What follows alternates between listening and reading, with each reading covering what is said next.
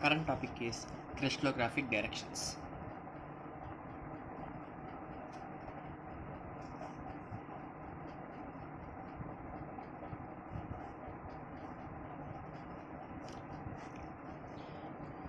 Uh, to define about the crystallographic direction, it is defined as it is a line or a vector drawn from origin to the endpoint within the unit cell. It's nothing. If we take a unit cell,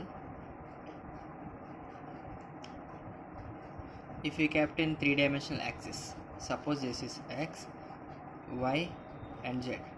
To define a specific point over here, we are using this crystallographic directions. But there is a notation for this.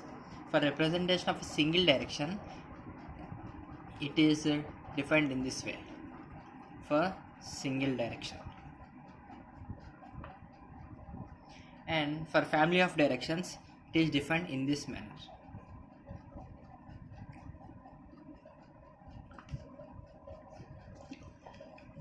This is the basic thing. Just they'll give the values. We need to plot over this in this cubic cell. Okay. And next, there is one more term called linear density. Linear density. Linear density. It is defined as number of atoms in a direction divided by length of the direction. Number of atoms in a direction divided by length of the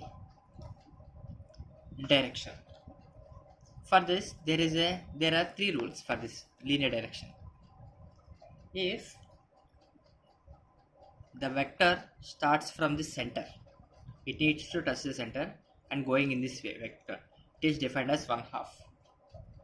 If it is passing through center and covering the full circle, then it is called as 1. If it is passing like this, that means without touching to the center, then it is treated as 0. This is required.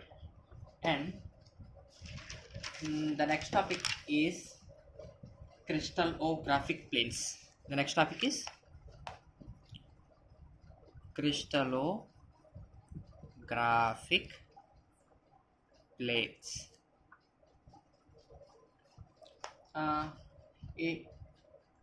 It actually represents a plane. See, in this units, I'll explain both again. Coming to this crystallographic plane, it represents about the planes. This is also called as Miller indices. This is very most important topic in this section. But for representing a single plane, it is defined in this way. For single plane, for a family of planes, it is defined in this manner: x, y, z. Family of planes. You just need to know this notation. Nothing more than is enough. Sorry, not this much is enough for us. Nothing more is required.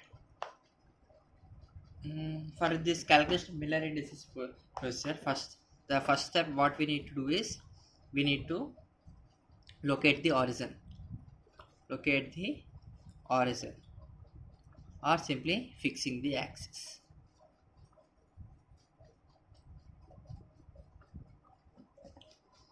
And next, finding the plane fractions.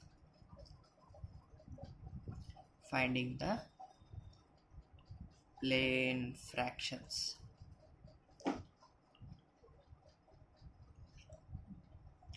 And after that, we need to find the reciprocals of that. Reciprocal of this plane fraction. And after that,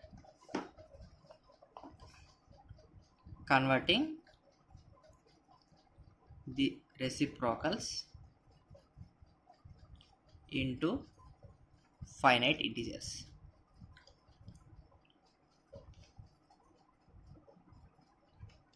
For example, I will give a plane fraction as a by 2, 3a by 4, and a. These are the plane fractions. If I plot this on axis,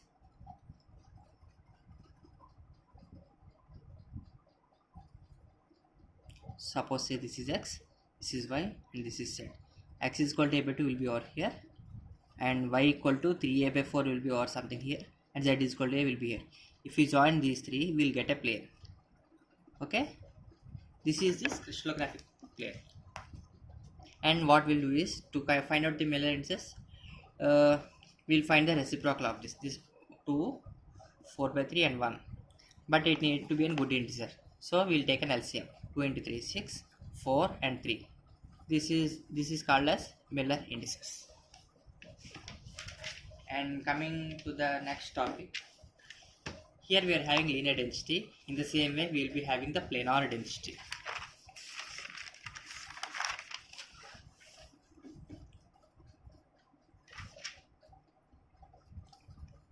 Planar density. Planar density is defined as number of atoms in a plane divided by area of the plane. It is defined as number of atoms in a plane divided by area of the plane.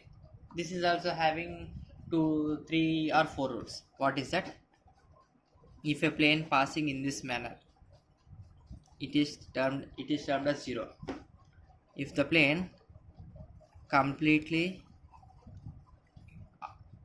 passes through this atom, then it is treated as 1. If the plane is passing half of the atom, then it is termed as 1 by 2.